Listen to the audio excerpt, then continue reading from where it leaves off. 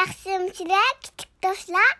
Bugün biz süzük su degan narsani birga aytib bakaylik.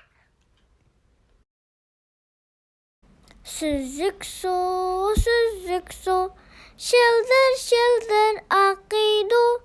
Oynaklap erikta, tamçılarını çaçıydı. Süzük su, şıldır şıldır akıydı.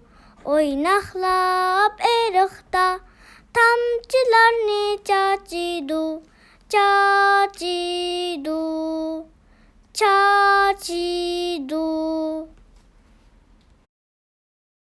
Süzük su, şıldır şıldır akıydı. Oynaklap erikta, tamçılarını çaçıydı. Süzük su, şıldır şıldır akıydı.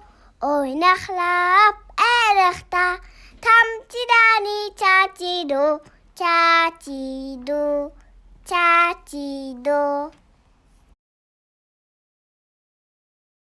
Qandaq kichik do'stlar? Bu narsani o'rganib oldinglarmi? Undaqda bugun mishada xo'shlashib turaylik. Xayr xo'sh.